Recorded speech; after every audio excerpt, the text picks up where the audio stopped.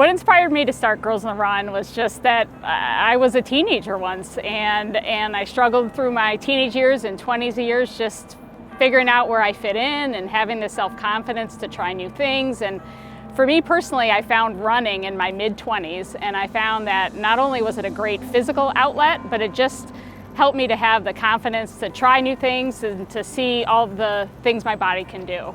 And so I love the concept when I came across it that Girls on the Run did just that and actually targeted girls at a younger age, preteen, before they started to face all those challenges, and give them the tools so that they could grow up confident and healthy and secure in themselves. So in the early years, I really faced a lot of challenges that I didn't really know what I was doing. I was new to the nonprofit world. I was completely new to Cincinnati, and I think one of the things for me is I had to get really good at asking for help. And locally, the best people just kind of came out of the woodwork.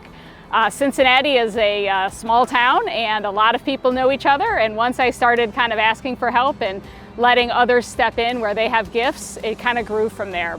In the first season, I remember coaching, having multiple parents that I wasn't expecting come up to me to just say the impact that it had on their daughter.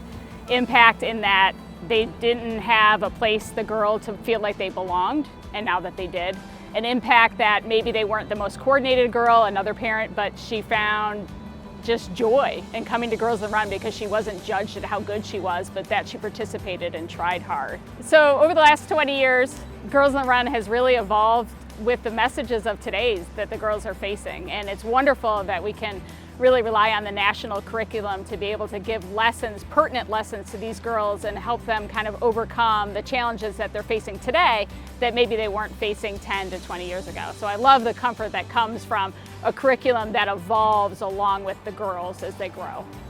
One of the things that's been fun is that girls that were in the program 20 years ago are now coming back to volunteer and to become involved. So over the next 20 years, I think my hope and dream is that that continues, that my daughter, who just went through the program last season, comes back and is going to be a coach, or comes back and is a donor, and that it just kind of has that complete cycle of girls encouraging girls to reach that next generation. A big thanks of the last 20 years, first and foremost, goes to Molly Barker, who created this wonderful program and had just the confidence to bring it forward, because without you, none of us would really be here doing this.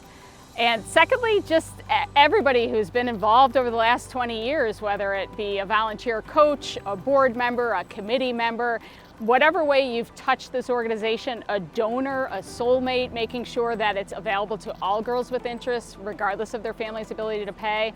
Thank you.